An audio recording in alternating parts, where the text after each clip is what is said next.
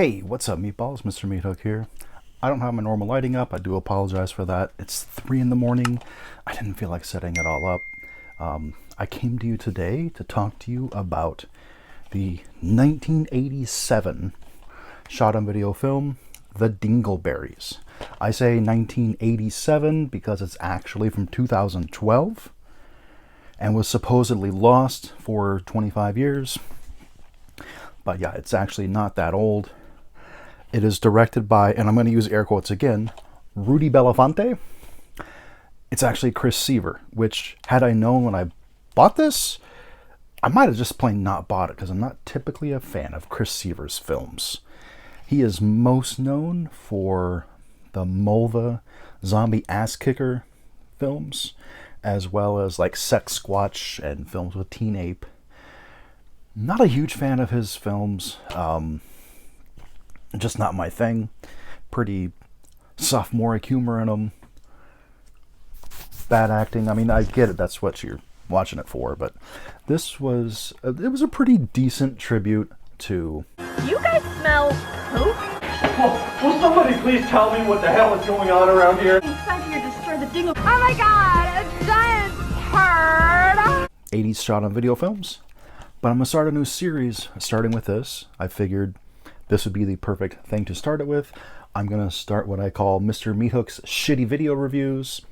We're going to start with The Dingleberries, because it's dealing with scat, correct? Anyways, yeah, it's made by Chris Seaver.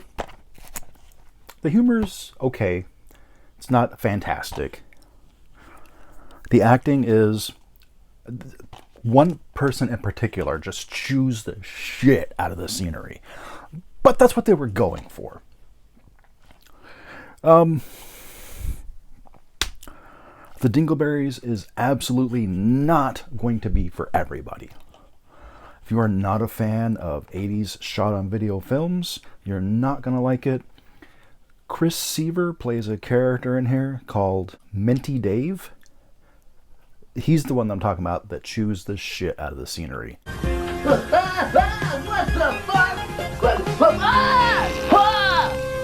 the fuck? You're gonna eat me? You space turds?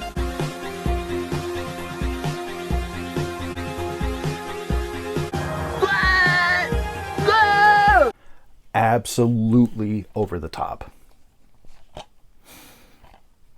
And then there's another character named... I'm Quasar Helix.